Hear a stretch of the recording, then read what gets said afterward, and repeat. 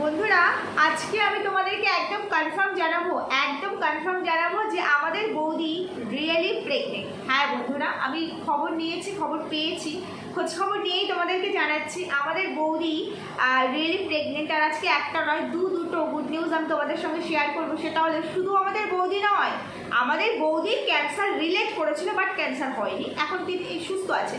তো বৌদি যেমন প্রেগনেন্ট, ঠিক তেমনি ক্যান্সার পেশেন্টও প্রেগনেন্ট, সেকেন্ড টাইম মা হতে যাচ্ছে। সত্যি মানে এতগুলো অন্নপ্রাশনের মানে ইনভিটেশন পূর্বে ভাবতে পারছো কত খসবে তোমাদের, প্রচুর খসবে, বুঝতে পেরেছো? তো এখন শুধু ওয়াইটিতে আনন্দের জোয়ার, কারণ দুটো জোড়া গুড নিউজ, জোড়া প্রেগনেন্সি এসেছে আর দুজনেরই সেকেন্ড টাইম। চলো বৌদিকে নিয়ে তো কথা বলবো, তার আগে একটু ছোট্ট করে ক্যান্সার পেশেন্টকে নিয়ে একটুখানি কথা বলি, তারপরে বৌদিকে নিয়ে কথা বলবো। তার আগে চলো একটু ইন্ট্রো দিই। Hello my lovely viewers, welcome back to my channel DP lifestyle. বন্ধুরা আমার সাথে থেকো, পাশে থেকো, চ্যানেলটিকে সাবস্ক্রাইব করো, লাইক কমেন্ট শেয়ার করো। হঠাৎ করে পরশুদিন হঠাৎ করে একটা ভিডিও আসলো ক্যান্সার পেশেন্টের, যে আমি আবারও মা হতে যাচ্ছি। আমি তো ভাবলাম কি ব্যাপার, আয়াম তো অবাক। ঠিক আছে, একটু ভিডিওর ভেতরে যাই। তো ভিডিওর ভেতরে গিয়ে দেখলাম ওই ডেইলি কাজকর্ম যা যা দেখালো, ডেইলি ব্লগার তো এরা তো মানে দৈনন্দিন জীবনযাত্রাই তুলে ধরে। যাই হোক, দেখালো জ্ঞানের বুলি, তো প্রচুর জ্ঞানের বুলি ঝালে পারলো ছেড়ে ফেড়ে। তারপরে দেখলাম কি বললো না, বেশ কিছুদিন আগে একটা ছবি কমিউনিটিতে পোস্ট করেছিল, সেখানে কোনো এক ভিউয়ার্স কমেন্ট করেছিল, তুমি 5 মাসের প্রেগনেন্ট, সব কিছু শো অফ করতে নেই, নজর লাগতে পারে, এই ব্যাপারটা একটু লুকিয়ে রাখো। ওরে ভাবা, আজ থেকে ধরো 2 মাস আগে একটা কমিউনিটি দিয়েছে, সেখানে ধরো কেউ কমেন্ট করেছে, সেটাই আজকে টাইটেল আর থাম্বনেল হয়ে এসে আমি দ্বিতীয়বার মা হতে চলেছি। ভিউজ কিন্তু খেলো না, মানুষজন বুঝে গেছে তুই কত বড় ধোকাধারী জিনিস, সত্যি সলিড চিজ। তো সেই জন্য তুই এখন মা হতে যা, বা তুই যদি বলিস মা না আমি বাবা হতে যাচ্ছি, তাতেও মানুষ আর তোকে দেখতে আসছে না, দেখতে আসছে না।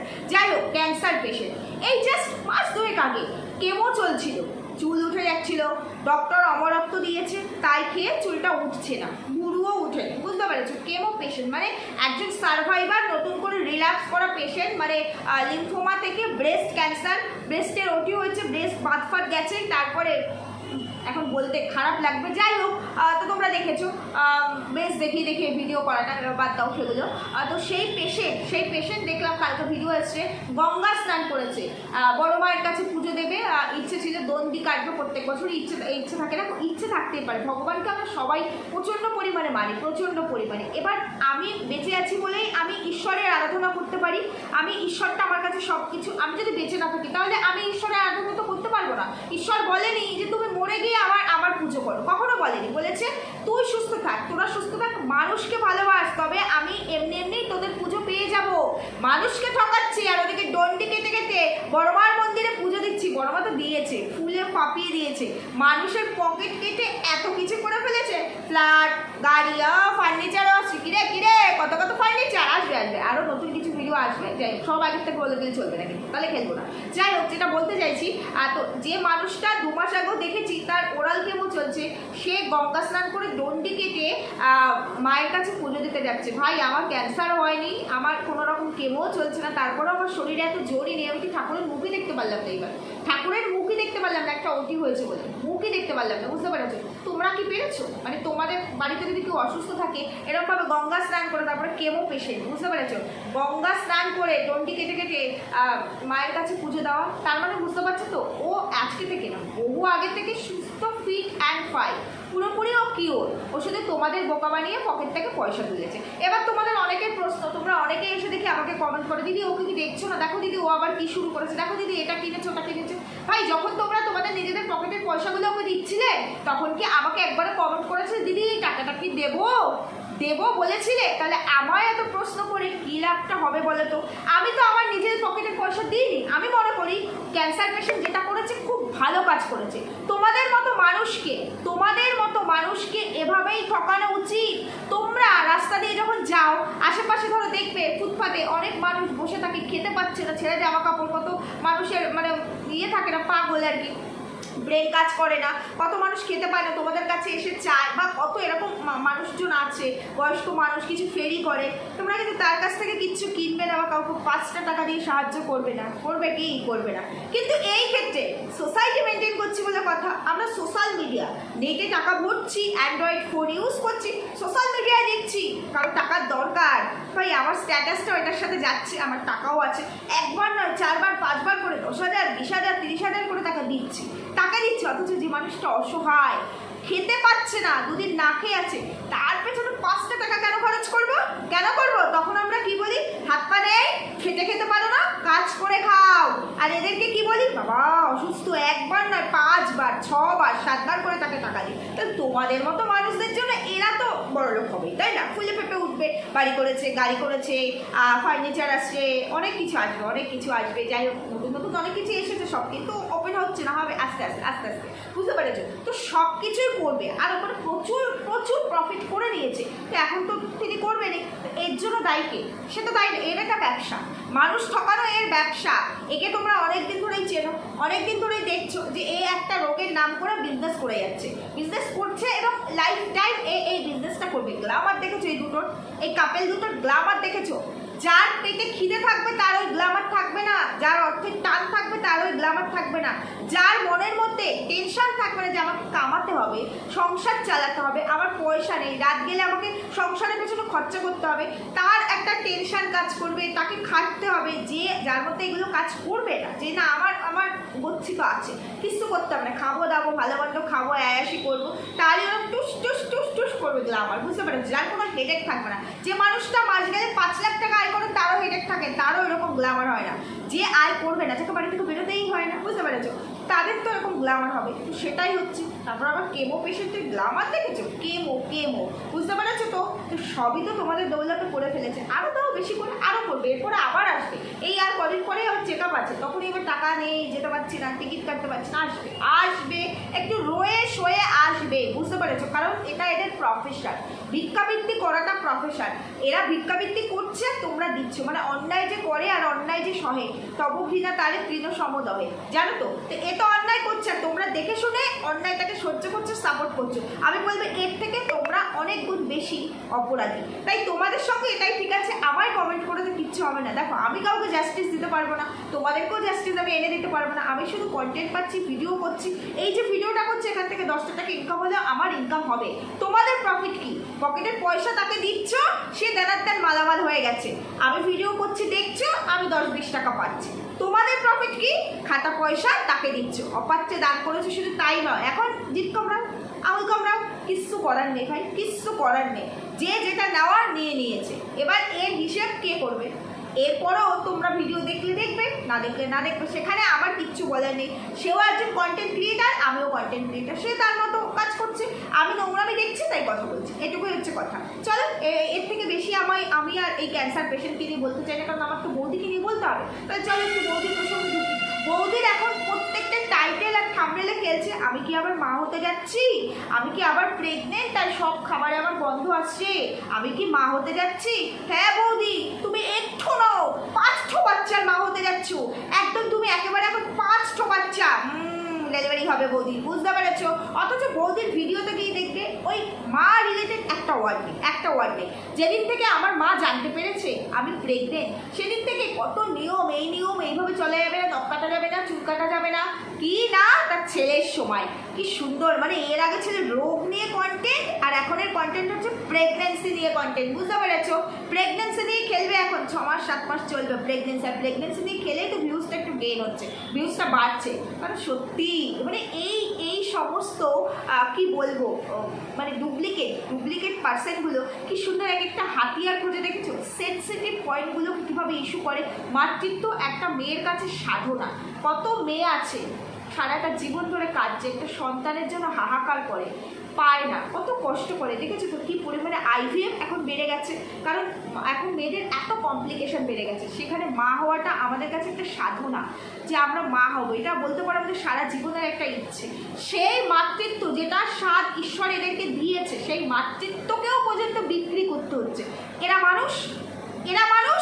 এরাই মানুষ তোমাদের কাছে, এদের ভিডিওই তোমরা দেখবে, এদেরকেই সিম্পাথি তোমরা দেবে, তাই তোমাদের চোখে এরাই মানুষ। এটা কলিযুগ ভাই, এখানে অনেস্টির কোনো জায়গা নাই।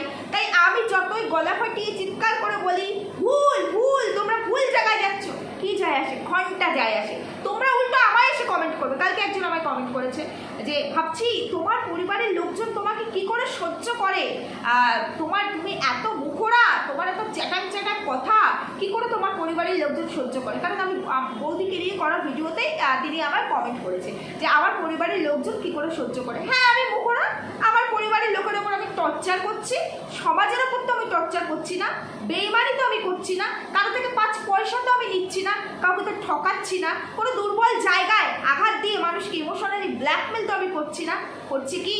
আর যদি আমি সমাজকে কোনোভাবে খারাপ কিছু না দিয়ে থাকি, তাহলে আমার মধ্যে সেই সমস্ত ম্যানার্সটুকু আছে যে আমি আমার ফ্যামিলিকে কতটা ভালো রাখতে পারবো, কিভাবে তাদের সাথে আমি ব্যবহার করতে পারবো, কি আছে না? তাই যে এই কমেন্টগুলো করে, যারা দেখে শুনে, তারাই এই শ্রেণীর নিকৃষ্ট টাইপের মানুষ। এদের জন্যই আজকে সামাজিক এই এত প্রতিবন্ধকতা, সমাজের এই এত খারাপ পরিস্থিতি, বুঝতে পেরেছো? যাই হোক, এই হচ্ছে বৌদির এরা বৌদি বলো, ক্যান্সার পেশেন্ট বলো, এই ক্যান্সার পেশেন্ট পুরোপুরি বৌদিকে আবারও কপি করছে। কপি করে রোগ বেচে মালামাল হয়েছে, ফ্ল্যাট কিনেছে, গাড়ি কিনেছে, কপি করে রোগ বেচে এসি কিনেছে, খাট ফাট ফার্নিচার কিনছে, সোফা টোফা, আর এখন আবার ক্যান্সার পেশেন্ট আবার বৌদিকে কপি করে আমি কি দ্বিতীয়বার মা হব, আবার দ্বিতীয়বার মা হচ্ছে। আর আমাদের বৌদি তো আছে রোজ এক মাতৃত্ব শর্টসের মধ্যেও সেইটাকে অ্যাড করে দেয়, তার লং ভিডিওর ওই টাইটেলটাকে অ্যাড করে দেয়, আমি কি আবার মা হতে যাচ্ছি। এরা শুধু টাইটেল আর থাম্বনেলেই মা হচ্ছে। মা হওয়াটা কি শুধু মুড়ির মতো, তাই না? বললাম আমার মা হয়ে গেলাম। মা হওয়ায় মা যে কি জিনিস এরা মা হয়েও বোঝে না। শারীরিক সেই যন্ত্রণা, কষ্ট, মমতা, সেই নারিকাটা এরা বোঝে না। মাতৃত্ব এদের কাছে কন্টেন্ট হয়। ভগবান, কোন যুগে আমরা বাস করি, তাই না? মা হতে যাচ্ছে, আমি চিকেন খেতে পারছি না, কেন আমার গন্ধ আসছে বলো তো, কেন বলো, তোমরা বলো। বৌদি কি মা হতে যাচ্ছে? জানো তো তোমরা, বৌদি কিছু করেছে না? ঠাকুর করে কে? আমি তো বলা খাইনি, বৌদি তো কিছু করেনি, সব তো ভিউয়ার্সটা করেছে। তাহলে তোমরাই উত্তর দাও, বৌদি কি মা হতে যাচ্ছে? 6 মাস চলবে, 6 মাস চলবে এই মাতৃত্বের কন্টেন্ট, 6 মাস চলবে। আবার কি সুন্দর, আমার বর আমাকে এত ভালোবাসে। এই দেখো একটা পার্সেল এসছে, আমাকে বলেছিল একটা পার্সেল আসবে, নিয়ে নিস। পার্সেলটা কি? রুটি মেকার। দেখো রোজ রোজ তো কিনে খাওয়া সম্ভব না, আর আমাকে ডাক্তার বলেছে আমার মঙ্গল গ্রহের এলিয়ানওয়ালা রোগ হয়েছে, তাই আমি রুটি করতে পারবো না। কারণ আমাকে ডক্টর বলেনি, কিন্তু রুটি করা আমার বারণ, এটা আমাকে ডক্টর বলেছে। তো সেই জায়গায় আমি রুটি করতে পারবো না, তাই জন্য রুটি করা যেহেতু আমার বারণ, এবার তো রুটি খেতেই হবে, শীত চলে এসছে। তাই আমার হাজব্যান্ড আমার এত ভালোবাসে, দেখো রুটি মেকারটা অর্ডার করেছে, রুটি মেকার এসছে। তোমরা অনেকে বলো রুটি মেকারের রুটি নাকি শক্ত হয়েছে, বাট আমি ভীষণ ভালো রুটি করতে পারি, খুব নরম হয় আমার রুটি মেকারের রুটি। কারণ আমাদের বৌদি হচ্ছে খুব অনেক বড় শেফ, বুঝতে পেরেছো? বড় বড় তাবর ফরেন কান্ট্রির হোটেল রেস্টুরেন্টে আমাদের বৌদি দিত, সাজেস্ট করতে, এইভাবে রান্না করো, ওইভাবে রান্না করো। অনেক বড় শেফ আমাদের বৌদি, অনেক বড় শেফ। দেখো না ভিডিওতে শুধু তোমাদের রান্না শেখাবে, রেসিপি শেখাবে, এটা নয় এটা ওটা নয়, আমরা কেউ কিচ্ছু পারি না, কেউ কিচ্ছু জানি না। বৌদি সব জানে, বৌদির মতো রান্না পৃথিবীর কেউ পারে না। এই রান্নাটাও বৌদির এলিয়ান বলে, মঙ্গল গ্রহের রোগের মতো, বুঝতে পেরেছো? যাই হোক, তো রুটি মেকার দিলে, তারপর আমার হাজব্যান্ডকে ফোন করলো, ফোন করার বলছি দেখো আমি ফোন করছি, তো জানে না, দেখো বলছি থ্যাংক ইউ। তখন আবার দেওরটি বলছে থ্যাংক ইউ কেন, তুমি আমার একটা মাত্র বউ। ও মা গো, আমি তো জানতাম সবার একটাই বউ হয়, আমি তো জানতাম না সবার 2-3টে বউ হয়। না, বৌদির অবশ্য একটা বর নয়, বৌদির লিগাল একটা বর ছিল, ইনলিগাল দেওয়ার এখন বর হয়েছে, মাঝখানে রিলেশন ছিল, ওগুলো বর হয়নি, সংসার করেনি, 2টা বর বৌদি। তা বলছে আমার একটা মাত্র বউ। তা বলি কি দাও, তোমার না হয় একটাই বউ, এই বৌদি তোমার বৌদি আর কি, তোমার না হয় বউ এখন, তাহলে কি তোমার এই বৌদির তুমি কয়টা মাত্র বল, কয় নম্বর বল, কয় নম্বর বলে তো না। এই প্রশ্ন করলেই আবার বলবে আমি ঝগড়ুটে, আমি চেটাং কথা বলি। বৌদির ভালোবাসার মানুষের তো অভাব নেই, কত ভালোবাসার মানুষ বৌদির। তা বলি কি বৌদি শুধু টাইটেল আর থাম্বনেলে শুধু আমি কি প্রেগনেন্ট এই কোশ্চেন মার্ক না রেখে পেটে একটা বালিশ গুঁজে একটু দেখাও না আমাদেরকে, তুমি প্রেগনেন্ট, তোমার পেটু বেরিয়েছে, আমরা দেখতে পাচ্ছি। কোনো অ্যাক্টিভিটিস, কোনো বিহেভিয়ারের মধ্যে, কোনো জায়গায় তোমরা এক ফোঁটা, একটা মানুষ যে মেয়েটি কনসেপ্ট করবে তাকে দেখলে কিন্তু বোঝা যায় সেই মেয়েটি কনসেপ্ট করছে, কারণ তার হেলথ দেখলে বোঝা যায় কিছু না কিছু সমস্যা আসবেই আর্লি স্টেজেই তো প্রবলেমগুলো বেশি আসে আমাদের, তাই না? সেইখানে দিব্যি সব করছে, কি জ্ঞান দিতে পারে, এত জ্ঞান দেয় কি করে, এত জ্ঞান দিচ্ছে। আবার বলছে আমি কি প্রেগনেন্ট, তুমি প্রেগনেন্ট, তোমার এই প্রেগনেন্সি আমি তুলবো বৌদি, তুলে ধপাস করে আবার ফেলবো, আবার দুমড়ে মুচড়ে যাবে, সোশ্যাল মিডিয়ায় আবার মুখ দেখাতে পারবে না। এত বার বেড়েছে। এই তোমরা কেউ একটু আমার ভিডিওগুলো বৌদিকে একটু কমেন্ট করো না, আমি তো ট্যাগ করতে পারছি না, তাহলে কমেন্ট সেকশনে আবার দেওয়ার এসে হুমকি দেয়, ওই আমার চ্যানেল ট্যাগ দিচ্ছ, আমি স্টেপ নেবো। মনে পড়ো তো তোমাদের সেই তখন কি হুমকি দিয়েছিল? তাই জন্য একটুখানি বৌদিকে গিয়ে একটুখানি খবরটা দিয়ে এসো না। বৌদির প্রেগনেন্সি আমি ধরে ফেলেছি। বলছি কি বৌদি মিশন হসপিটাল থেকে খবর পেয়েছি, তুমি মিশন হসপিটালে গিয়েছিলে তো দেখাতে, সেখান থেকে খবর পেয়েছি তোমার প্রেগনেন্সি কনফার্ম। শুধু টাইটেল আর থাম্বনেলে খেলবে, বুঝতে পারছি। চলো বন্ধুরা, এর থেকে বেশি ভিডিও করবো না, ভিডিওটা ছোটোই করলাম কারণ আমার একটু কাজ আছে সেই জন্য, তাহলে আরও অনেক কিছু বলার ছিল, বলতাম সেগুলো পরবর্তী ভিডিওতে বলবো। সত্যি আমার রিয়েল একটু কাজ আছে, সেই কাজগুলো একটু করতেই হবে, খুব এমার্জেন্সি।